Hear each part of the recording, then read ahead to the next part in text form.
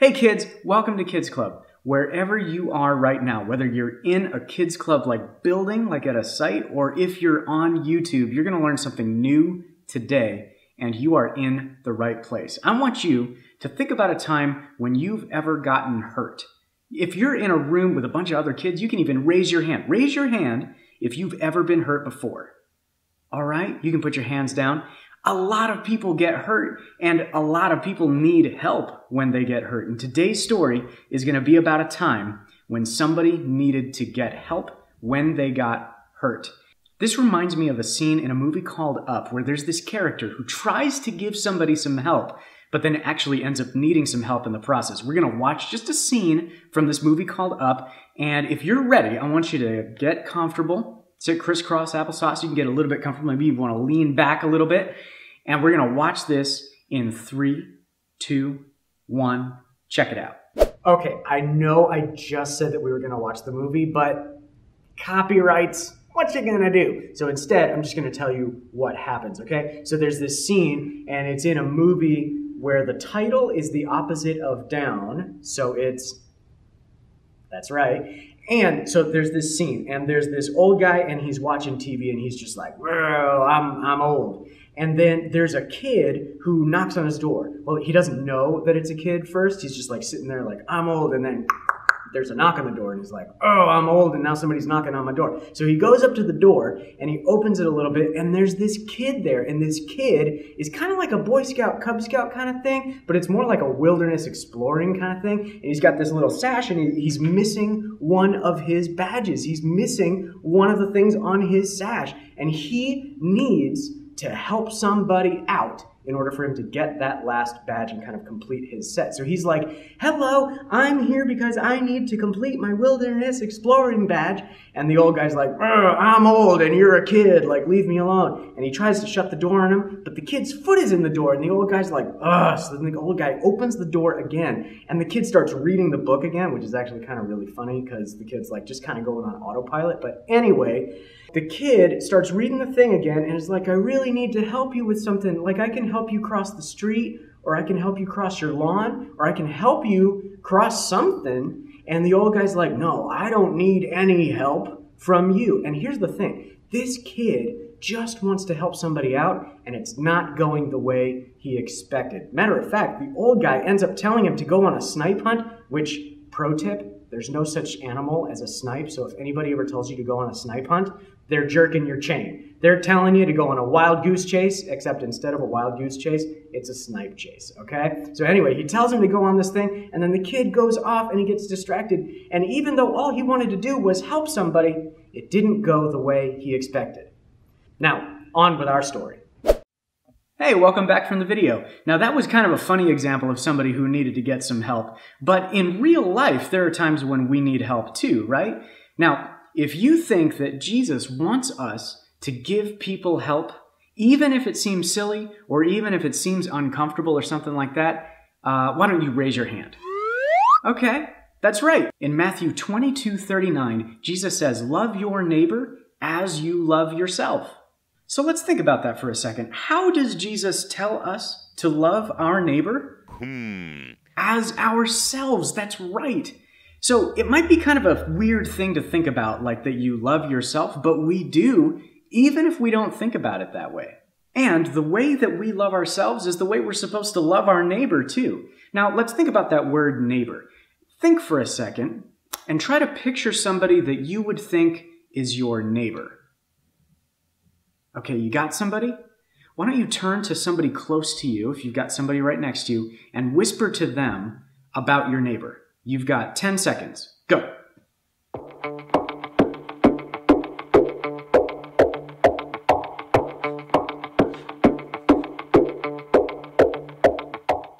All right, everybody put your eyes back up here on me. Now, raise your hand if you thought of somebody who lived right next door to you. Okay, you can put your hands down for a second. That might be an example of your neighbor, but Jesus wants us to think about a lot of people as our neighbors. It could be our friends, it could be people who live on our street, it could be people we see at school, or a lot of different places. Matter of fact, there are probably a lot more neighbors that you have than you think. So take a second right now. If there's somebody sitting next to you, why don't you whisper to them, what do you think Jesus meant when he said the word neighbor?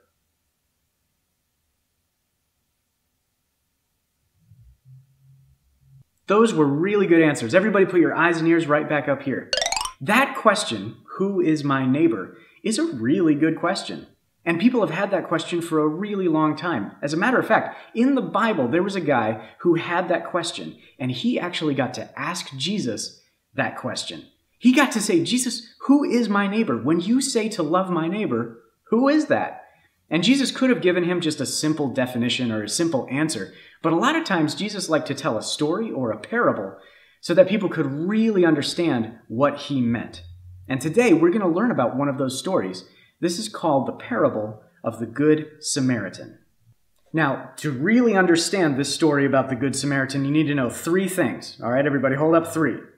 The first thing that you need to know is that God's special family were called the Israelites because they were from Israel. That's right. They were Israelites because they were from Israel. That's the first thing you need to know. The second thing that you need to know is that there was another group of people, and they were called the Samaritans because they were from Samaria. That's right. So we've got the Israelites, and then we've got the Samaritans. We've got people from Israel, and we have people from Samaria. And now the third thing you need to know is the people from Israel, the Israelites, did not like the people from Samaria, the Samaritans. And the people from Samaria, the Samaritans, did not like the people from Israel, the Israelites. They did not get along at all. And some would even say they hated each other. So this one day, this guy from Israel was walking on a road, and he got robbed by some guys who then beat him up and then threw him on the side of the road, like in a ditch. Now, I want you to think about this guy, all right? He's been traveling, so he's already kind of tired. And then he gets jumped, he gets robbed, and then they beat him up and they throw him on the side of the road. And he is in pain. Let me see the face that you would make if you were in pain. Yeah, good. He's in pain and he desperately needs help. And what happens next is really important for us to understand what Jesus was talking about when he said to love your neighbor. So we're going to watch this video that's going to tell us the story of what happened next, and we're going to watch it in 3, 2, 1, hit it. God's story, the Good Samaritan. So part of God's story is about a Good Samaritan, and it goes like this. When Jesus lived on earth, he often told stories to teach us things. Stories that teach a lesson are called parables. One day, Jesus told a parable about a good guy from a place called Samaria, a Good Samaritan, to a group of Jewish people. It all started when a Jewish expert in the law asked Jesus, "What must I do to receive eternal life?" Basically, he was asking, what do I have to do to be perfect? Since this guy was an expert in the law, he thought he already knew how to be perfect because he knew all the rules. He just wanted to see what Jesus would say. Of course, Jesus knew what the man was thinking, so he asked him, "What is written in the law?" The man said, "Love the Lord your God with all your heart and with all your soul. Love him with all your strength and with all your mind. And love your neighbor as you love yourself." So he asked Jesus, "And who is my neighbor?" Jesus answered him by telling this story. A man was going down from Jerusalem to Jericho when he was attacked by robbers. They stripped him of his clothes, beat him, and went away, leaving him half dead. Everybody listening was Jewish, and they could probably all picture the exact road Jesus was talking about. He continued, "A priest happened to be going down the same road, and when he saw the man, he passed by on the other side." You might expect a priest who was supposed to serve God to help, but he didn't stop. Then Jesus said, "A Levite came to the place and saw him, but he passed by on the other side too." Levites were assistants to priests, so maybe you'd expect them to help too, but he didn't stop either. Finally, Jesus said, a Samaritan came along. Remember, a Samaritan is a person from Samaria. That's near Israel, where God's family, the Jews, lived. But here's the thing, Jews and Samaritans didn't get along. In fact, nobody hearing this story would ever expect a Samaritan to help, because Samaritans and Jews couldn't stand each other. But Jesus said, when the Samaritan saw the man, he took pity on him. He went to him and bandaged his wounds. Then he put the man on his own donkey, brought him to an inn, and took care of him. The next day, He took out money and gave it to the innkeeper. "Look after him," he said, "and when I return, I will pay you back for any extra expense you have." Then Jesus asked, "Which of these three do you think was a neighbor to the man who fell into the hands of robbers?" The expert in the law didn't even want to say the word Samaritan, but he admitted, the one who had mercy on him. Jesus told him, "Go and do likewise." In other words, go and love everyone, even people we don't like or people who everybody else wants to avoid. See, when we show love, we're obeying Jesus. Obeying God doesn't mean just doing what his rules say. It means loving him more than anything and showing his love to every single person that we meet. And that's the story of the Good Samaritan. So in case you missed it, here's the quick version. A man asked Jesus how to get eternal life. Jesus said, "What is written in the law?" The man said, "Love the Lord your God with all your heart and with all your soul. Love him with all your strength and with all your mind. And love your neighbor as you love yourself." Then the man asked, "Who is my neighbor?" Jesus told a story. If you missed Jesus' story, here's the quick version. A Jewish man got beat up. A priest walked by. A priest assistant passed by. A man from Samaria actually did help. That was a surprise. Jesus had taught them, we obey God when we show love. And that's part of God's story. Hey, welcome back. You guys can sit back up again if you were relaxing for a little bit. Now let's talk about what we just watched. So there was this guy and he was hurt, and then who ended up helping him out? If you think it was a Samaritan, you're absolutely right. It was a guy from Israel, remember? And then there was a guy from Samaria, an Israelite and a Samaritan, and they did not get along with each other, but the one person who helps out the guy from Israel is the guy from Samaria, the Samaritan. Now, let's think about that for a second, because it's also important to remember who did not help the Israelite. Now, if you remember who were the people who did not help the Israelite, raise your hand. Okay, you can put your hands down for a second. The first one was a priest, and the second one was like an assistant in the church. So there were two people from a church who saw this guy who desperately needed help, and they just walked right past him. So part of what Jesus wants us to know is just because you go to church or just because you're part of a church does not mean that you're actually loving your neighbor the way Jesus would have wanted you to. It would be like if you're at school and a bully beat you up and then left you on the playground, and then your principal walked up to you, looked at you, and then walked right on by. What? It would also then be like a teacher walking up and seeing you lying there needing help on the ground, and the teacher looking at you and walking right on by. That wouldn't happen, right? You would expect a teacher or a principal to help you out if you got hurt at school. And in the same way, the Israelite would have expected the guy from his church or his temple to stop and help him out too, but he didn't. Two people from his church saw him and they didn't do anything to help him out. The person who did help him out was a Samaritan, his enemy. If this would be like when you're at school, the meanest bully that you can think of at your school being the only person who helped you out. I mean, if that happened to me when I was a kid and I got bullied, and then a bully came up to me and actually gave me some help, and not only just gave me some help, but then took his own money and paid for me to get all bandaged and stitched up at the hospital, I would be so confused. I mean, I would be thinking like, why is this person helping me out? Why are they doing something good to me? Because I would have expected them to ignore me or to do the opposite of help me out. I would have expected them to be the ones throwing me down or beating me down. But instead, it's like that person helping you out. I mean, think for a second, what would you feel like if that happened to you? You can even turn to the person next to you and you can talk to them about how that would have felt. I'm going to give you about 10 seconds to do that, and then we'll switch and you'll listen to the other person, all right? So in 10 seconds, go.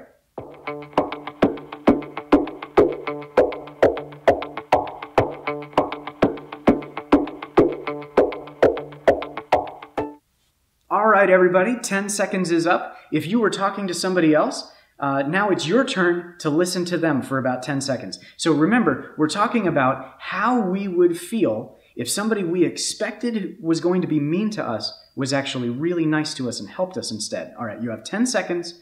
Go.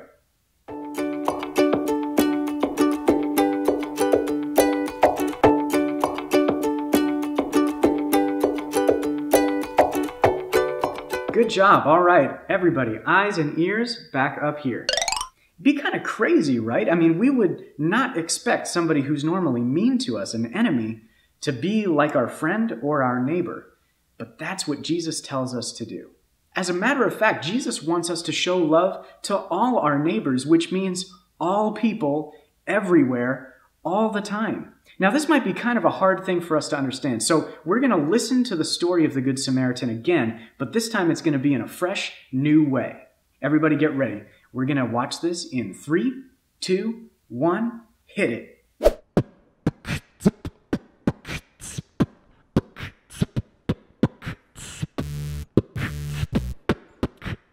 Samaritan rap, take So we have this man, a Jewish man. He's about to leave a city called Jerusalem. When he leaves Jerusalem, he moves with great pace. But not too fast because it's not a race.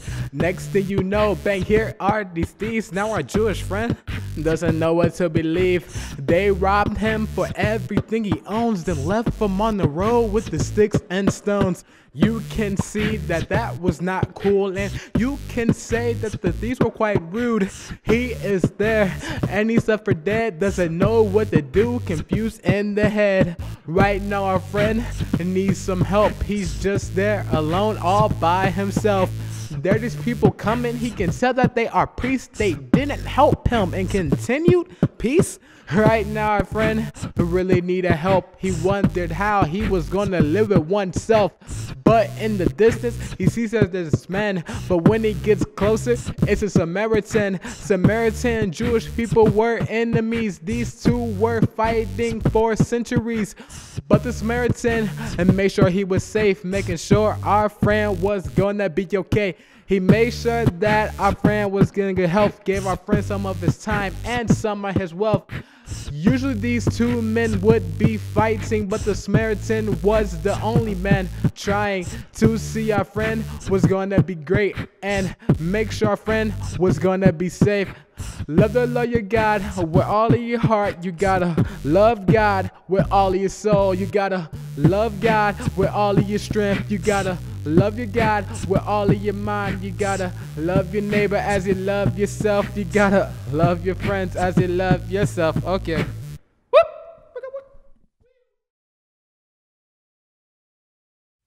Hey, welcome back, everybody. That was kind of cool, right? Kind of different. Now, if we're supposed to love our neighbor as we love ourselves, we got to ask ourselves a real question. Is it easy to love our neighbors the way that we love ourselves? Now, for some people, they might think that that's really easy to do.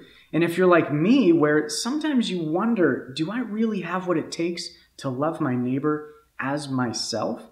It might be a little harder for us to think about it. I think about a time when I was in school and there was a bully and there was a situation where I had to do something nice for a kid who I knew was bullying other kids.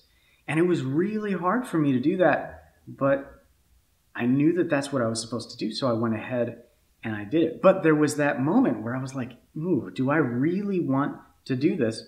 And Jesus would have said, yes.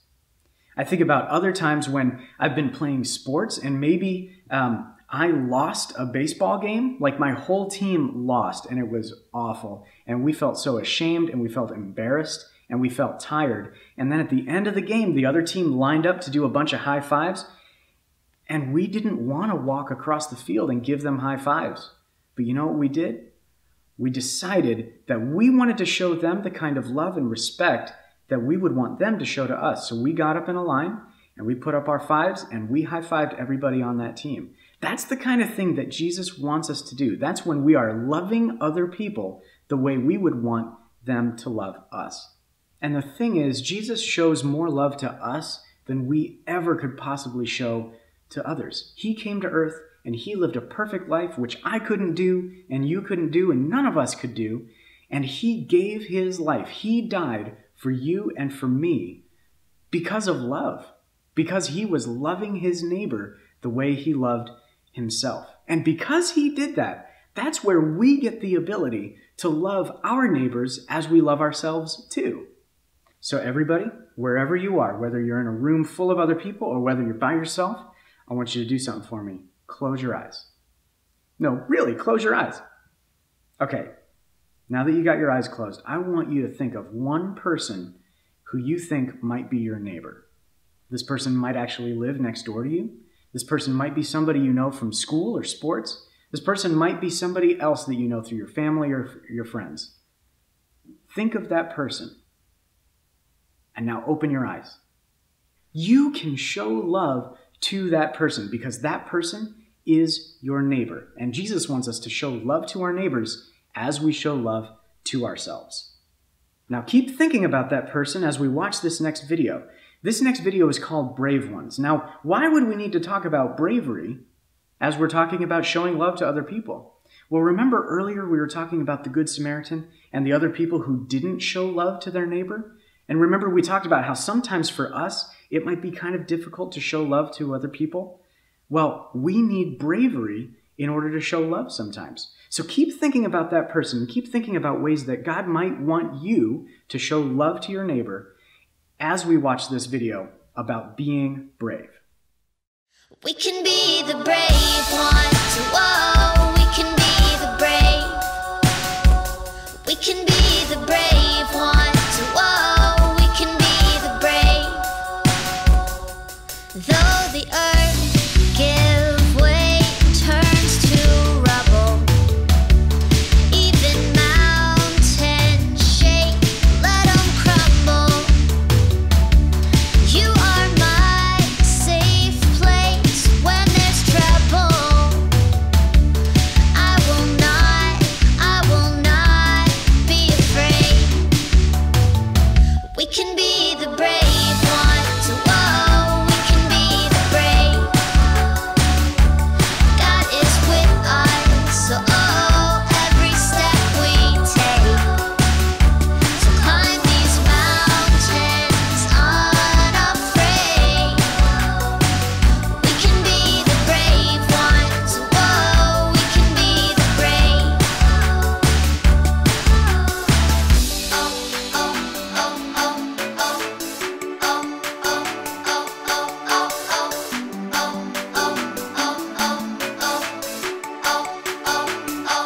Who compares to him? No one. Who can do what he can? No one. Where does my help come from? From the one who made the stars, the sky, the sun.